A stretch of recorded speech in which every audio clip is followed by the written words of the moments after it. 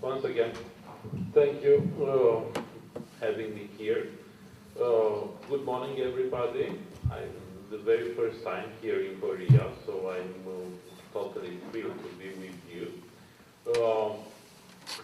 My panel is my paper is about what did happen in Romania during the communist period and shortly after. And I have a presentation, but I want to shorten it how much I can and to have important discussions about it. I presume it's very important to understand what did happen in Romania, because Romania is a sort of a specific case in the communist bloc, because all the countries in European communist structures, it was occupied after 1945 by the Soviet Union troops after the Second World War, and it was a sort of a communization. But Romania, it was a totally specific case, because it had always a neighborhood with Russia and after that the Soviet Union, and had also territorial disputes between Russia and Romania. So even now, between Romania and the Republic of Moldavia, part of the former Soviet Union, there are some links, always good, some ways not very good, because the heritage of the communist period didn't disappear even now. I make a very short presentation about what was Romania from the very beginning, because Romania started as a democratic state until 1938, and that's why the communization of Romania was harder than other countries like Hungary, which have no democratic system until 1989, or Poland, which never exists from 18th century until 1918, or different other countries who were part of the Austrian Empire or the Russian Empire or so on. So Romania was a really specific case, and that's why Romania became a sort of interesting lesson about communization, decommunization, and after that transition for democratic rules. That was Romania between First and Second World War. It was much bigger than it was now. The eastern part, we say there, Basarabia, and part of Bukovina, it's now part of Bukovina is part of Ukraine, and Basarabia became Republic of Moldavia. Also, during the Second World War, Romania was split between Hungary, Soviet Union, and Bulgaria. So, after the Second World War, and now this is Romania on this moment. So, after the war, Soviet Union made a sort of bargaining with Romanian officials to give some disputed territory that in the west central part of Romania, Pennsylvania, for accepting the communization. So it was probably it was also in Germany, the eastern part of Germany, Prussia. It was taken by the Soviet Union, and they give Poland a part of that, and Germany was moved a little bit to the west. So that was the communization in Romania, because communization in Romania, and I presume it also happened in North Korea, is very much linked with nationalism, because the ideology during the First and Second World War in all the Central Eastern countries, and probably in all Europe, it was different types of nationalism. So after the war, they used nationalism to become the platform, the ideological platform for the communists. They don't use on the very beginning the direct communism that was in Soviet Union for the revolution in 1917, but it was a sort of a bargaining between nationalism and communism. That's why Romania, like other countries in Central and Eastern Europe, like Hungary, Czechoslovakia of that time, Bulgaria, Poland, became very Stalinistic countries. And this Stalinism was against Germany and other former fascist countries, and said, communism is good because communists are going to save you by the Nazis, and the Western civilization is corrupted by capitalism, and the final point of nationalism and fascism is what has happened now in the United States of America and NATO. That's why that appears this sort of encircled territory. The idea the enemy is everywhere and also is inside the country, and it's very powerful. So Romania, like other countries, became very Stalinistic, and it was transformed probably in a sort of mass grave of a lot of people who were killed or imprisoned by the Soviet Union. And here you have a map of communist forced labor camps, prisons, and mass graves in 1948 until 1964. You see on this map, all the country is covered by prisons and labor camps. But they are especially on the south part of Romania, just nearby the Danube River, where people were forced to make a sort of a channel between Black Sea and the Danube. The channel is now in place, but it's not working anymore. It was used only to force people to work on something, because it was this Stalinist idea that people must be re-educated using direct work, using digging, using a lot of structures of engineering, transform themselves in workers. That means in that part of the country, that was the priests, the intellectuals, the high-ranking officials during the democratic regime between First and Second World War. That means the whole elite of Romania side was imprisoned on that part of Romania. After 48, all the people in Romania was part of the communization. Not only the workers, but all the intellectuals, also the poets, the priests, and everybody was communized somehow. The properties was taken from the owner and given to the state. The idea of nationalization. After that, the buildings were taken for the owners and split it in little apartments for every inhabitant, and so on, and so on, and so on.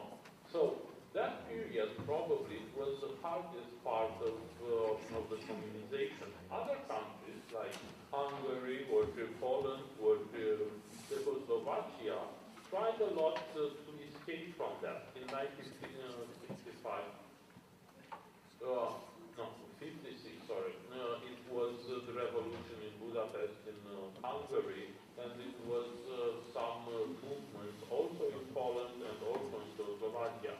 That happened after Khrushchev's declaration on the 20th Congress of the Communist Party of Soviet Union, when he declared that Stalinism was wrong and so on and Romania remains very Stalinistic in spite of the movement of de-Stalinization appears all around Romania. And that happened because Romania have some territorial disputes with Hungary, and they said if Hungary became not a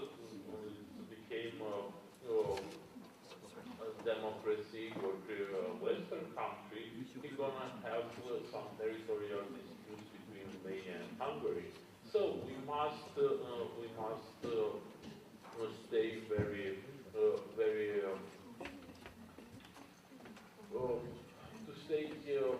very communist, very Stalinist, and to defend our national heritage. And that's why the people from that period didn't react or didn't rioting like the people all around Romania. From 1948 until 1964, Romania remains a sort of more Stalinistic country in the Central Eastern Europe, and even on the Soviet Union, because Soviet Union during the Khrushchev's period tried to modernize itself, tried to develop itself. Also, other countries tried to use the value plan to make a sort of inside market of the communist bloc. Romania, in spite of that, tried to be more and more independent. In 1958, the Soviet troops from Romania retreated back in the Soviet Union. So Romania became a sort of an island inside of the communist bloc. It was independent, but it was surrounded by other communist countries. The only Greek, it was former Yugoslavia, which was a sort of something between communism and capitalism. So that's why Romania stayed there, became more and more communist, but in the same time declared themselves independent, more nationalist, and so on and so on. In 1965, after Nicolae Ceausescu came on power, and until 1971, Romania knows a period of reforms, of economic growth, and also an openness to the other Western countries. That was probably the best period of the communist Romania. A lot of people from South Korea, North Korea, China, Germany were remember that period, because that was the period when Romania started to be a sort of an independent and more important figure on the international plan. It was the bridge between the United States and Vietnam. It was the bridge between the United States and China. It was also the bridge between Soviet Union and North Korea. So he played a very important role. But this important role means to use a lot of resources, not only for development, but to make important politics. And that stopped very harsh in 1975 after Romania signed the Helsinki Act. And that happened because on the Helsinki Act, that was seems to be a victory of the Eastern Bloc against Western Bloc in terms of economics, in terms of prevalence of the Soviet Union over the Soviet Bloc. But it was this Helsinki Human Rights Act that made acceptable for the communist country to be